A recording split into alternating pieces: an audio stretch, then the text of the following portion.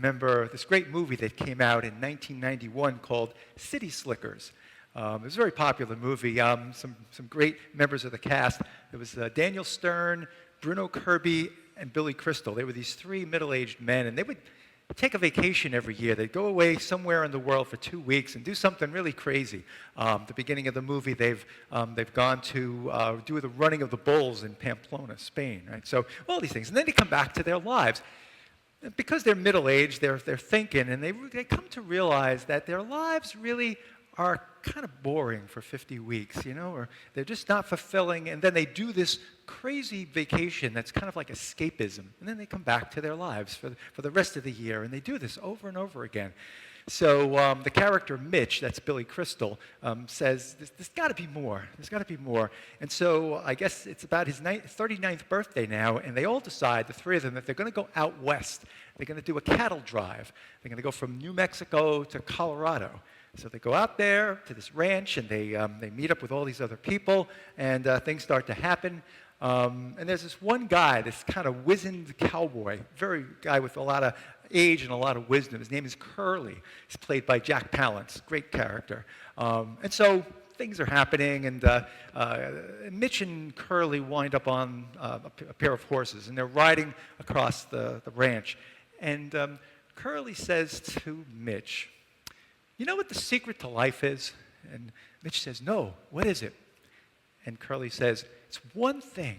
It's one thing," and I'll clean up his language. He says, "One thing, and if you have that, everything else can just go away. Just one thing." And Mitch says, "Wow, what is that one thing?" And of course, Curly says to him, "That's what you got to find out." So maybe this kind of resonates with us in our lives. And I think we all are very interested in figuring out the big picture. What's the meaning of our lives? What are the things that are important to us? What drives us? Why are we here? All these big questions. Is there one thing that we can put a finger on?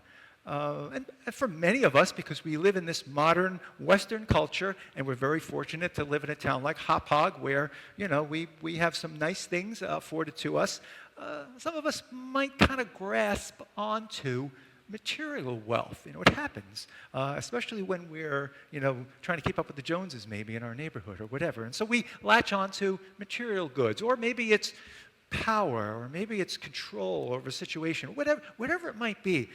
And what tends to happen, I think, for us is maybe one of two things. We reach for these things and we attain them, and then we realize, well, we're not really fulfilled. So we got to go further. We got to stretch farther. We got to reach for more and more. Or we stretch ourselves to these goals and we never get them, and we're perpetually disappointed. It's kind of like spending $200 a week on lottery cards and never winning, right? We're just always reaching for this goal that we think is going to help us to try to grab onto it and never getting it. Oftentimes we're caught one or the other. So we encounter this rich young man in the gospel passage from Mark that we heard. And it's very interesting what Jesus does. Jesus is testing the young man as the man comes up to him and as Jesus is speaking to him. Of course, Jesus is God. Jesus knows what's in the heart of the young man. What Jesus is trying to do is get the young man to look into his own heart, to try to find what's there. And so Jesus asks him the questions about the Ten Commandments, the sort of the second half of the Ten Commandments, or the 7/10 of it, if you will, all about loving neighbor. And the rich young man, of course, says, yes, I've followed all these rules, and Jesus knows this. But then Jesus asks him about what's really in his heart. He says, well, what about just leaving everything to follow me? And of course, the rich man cannot take his grip off of these things that he has in his life. He finds it very difficult. But maybe he's not the only one. Maybe this is how we find ourselves in our lives, how difficult it is to let go of things that we feel might be so important that we kind of base our lives on. And, I'm happy to give myself as an example, because I got some great things going on in my life. I've been married 36 and a half years to an absolutely wonderful person. Met her here at St. Thomas More. Love her to pieces. Is that something that I can kind of just put on a list and say, great, accomplishment. This is good. This is something good that happened in my life. This is kind of like on a checklist. I'm an ordained deacon in the Catholic Church. There are not many people on Long Island that can say that. Does that sort of put me above everybody else? Is that another accomplishment that I can check off? And all the great, wonderful experiences that I've had in my work life. All of these things, any one of us could look at a checklist of checks and balances, even things that maybe we have not gotten involved in. Hey, I've never been arrested. Hey, I've never done this or that, right? Is our life a series of check boxes of things? Is this really all that there is to life, or is there more? And so we return to that gospel passage. Do you ever notice in any of the gospels, and this story is actually in all three synoptic gospels, Matthew, Mark, and Luke, we never find out what happened to the rich young man, do we? Maybe it's possible that Jesus really did touch him, and it took time for the young man to go away and to really think about this. Notice about how Jesus treats the young man. You heard Jesus loved him. Jesus didn't treat him like he was another Pharisee. Right?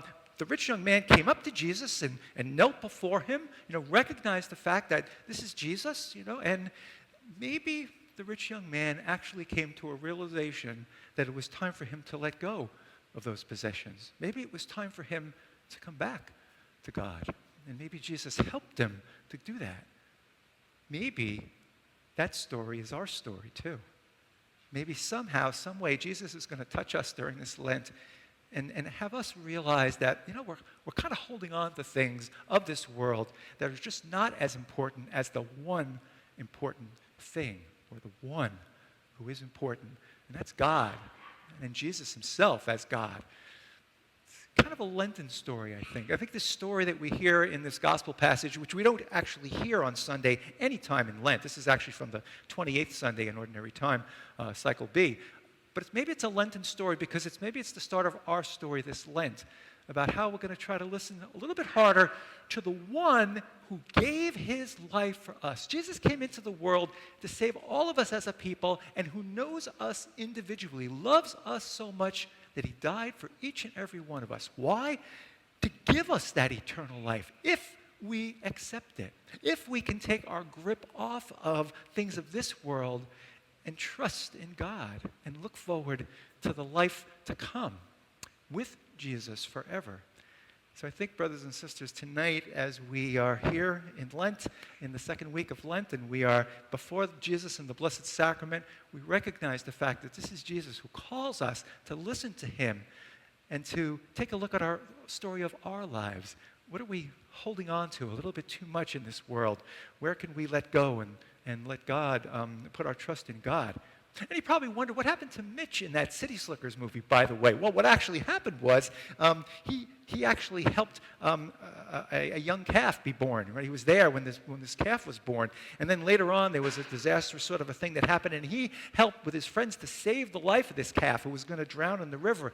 And Mitch went home from that trip, and I think he was on the path to finding a little bit more purpose in his life, because instead of, just living for himself, he was starting to live for others. And maybe, hopefully, that was Mitch's conversion, Billy Crystal, he was probably Jewish, but it's okay. Maybe he turned back to God, right? And this was his step towards a return to God and living his life in that way. And maybe for us as well. Maybe this Lent we'll be able to listen to Jesus calling to us and saying, hey, it's kind of time to take our grip off of those things that we have in this world, whether they're comfortable, uncomfortable, and look for the one thing, as Curly said, that one thing, or the one who gave his life for each and every one of us, and the one who is the way, the truth, and the life.